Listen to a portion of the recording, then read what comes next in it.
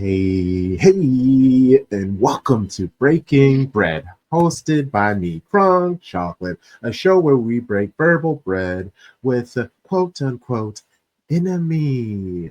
Whenever Manchester has an upcoming match, I will be here having a conversation with the supporter of City's upcoming opponent. Shout out to everybody on Patreon who will be enjoying this full episode. $6 a month can get you so much fantastic things. This week, we have Swansea City match preview, West Ham match preview. I'm still trying to find a Bournemouth person. But I've had them falling in and out. That it be like that. But we have 3 fantastic episodes dropping this week. We have DAPS, MCFC DAPS. Well, shout out to the South End. Messing up the name of him and Big Steve. They have a amazing channel together. Shout out to them. We have Santi Boaza. That episode drops Friday, talking some Argentinian football. Learned a lot about that chaos and fantastic, and just talked really a lot of the great players that have come from that league throughout history and the future. And he also helped me, pick out a team from Liga Professional. Like, who is my new Argentinian club? You'll find out on Patreon. And we welcome on famous alert, the legend, Douglas Reyes Cerrone. We talked WSL, we talked NWSL, we talked MLS, we talked a little bit of college football, some NCAA. It was all over the place. Fantastic stuff for you. But today, we are here, talk our baby blue baddies. They are back after the international duty, handling business for their respective countries. And we got to take on West Ham, and things aren't going great for them this season. So I'm very interested to see their thoughts on the season. Has the Skinner train, is it coming up to the end of their tour? Who are some key players on that squad? I want to first and foremost thank them for Yui. Like she has been a heaven sent. Goodness gracious, I'm so thankful for her. So let after I said some not nice things, talking about where they sit in the table, and then basically try to bait them in to be like, yes, get rid of the manager. So let me throw in some nice Yui. Great job y'all did over there. Appreciate you for that. Shady Gang for the first time. Give it up. Welcome on, Leslie. Thank you for having me. Of course. Always good to have someone new on. We love just building a nice network. That's the one of our favorite things about football is building that community and having new friends that you can just send over a little banter, check in on them, make sure that they're okay, depending on how well their club is doing. But we'll start with something light, something fun before we get into the season that has been for West Ham. What is something that you think is overrated about football? I think, what I've put down here is I think that kickoff routines are overrated, and I think it's something that we've been doing at West Ham just as an observation. I mean, you'll probably see it on Saturday. It's our kickoff routine where our left back has been taking the kickoff, and they've been putting it straight out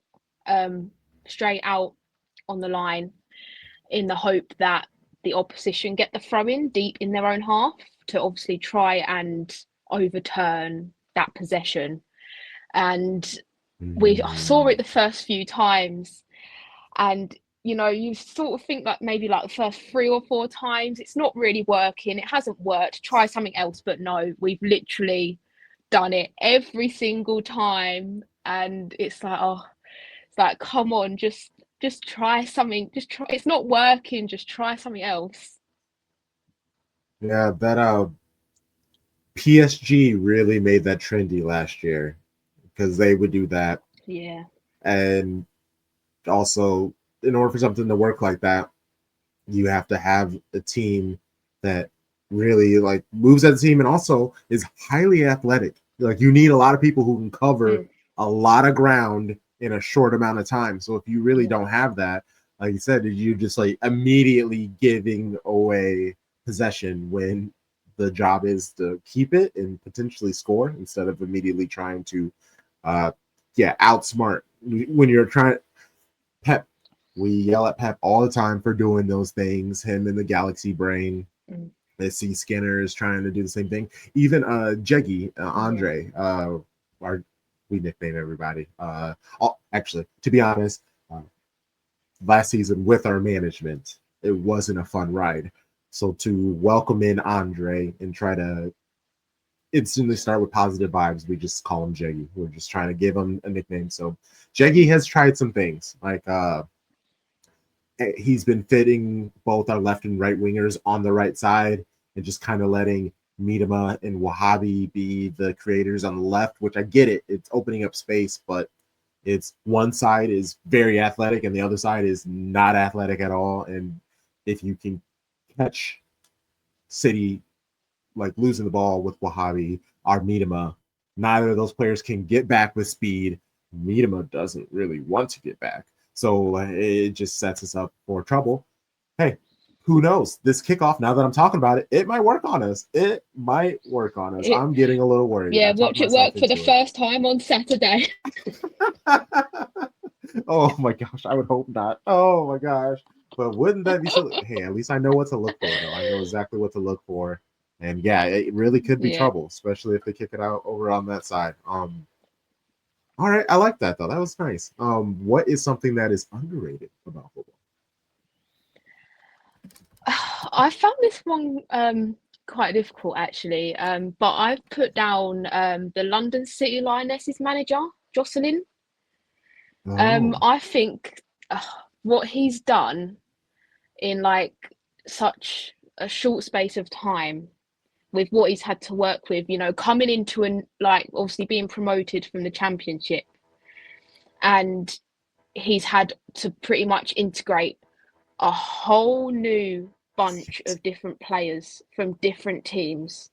Not really necessarily his choices of players. mm, I think they came from more higher up. But what he's done at this block of the season, I think they got 9 points so far. They've won 3 games out of mhm. 6. I think he's doing a really good job actually to come into a new league with a whole new group of players and to take points of obviously us, Everton and Liverpool, who are obviously established WSL sides. I think he's doing great, and he's quite young as well. I think he's only 43, so Yeah. I think he's doing a great job so far, personally. Mm. Yeah. When City played LCL, the we had a nice person on, and she was back and forth. Like, well, that was also when they still hadn't won the game, so they started off winless, and now they've gone on a nice little run. And yeah, we're seeing what they could do. You mentioned it when you bring in what was it like 19 new players. That's a lot of change. There's a lot of players where you kind of got to figure out where they're going to play, um, how you're going to play. A couple of these players was for a lot of money, so I'm sure there was like battles of egos that has had to happen. Honestly, I really hope they're filming a documentary because that would be very fun to watch if they Oh, were that'd be allowing great, something like wouldn't it? Yeah.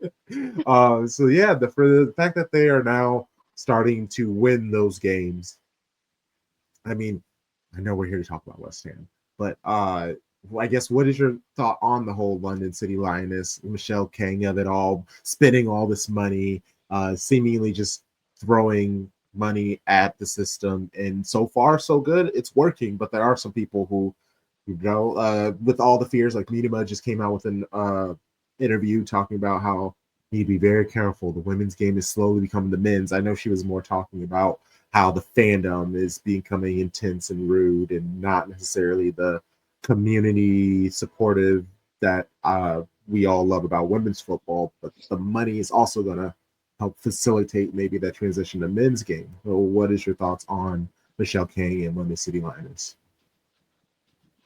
I think, I mean, from like last season, you had people saying about how like she's trying to promote it, uplift it. She's doing bits for like women's football,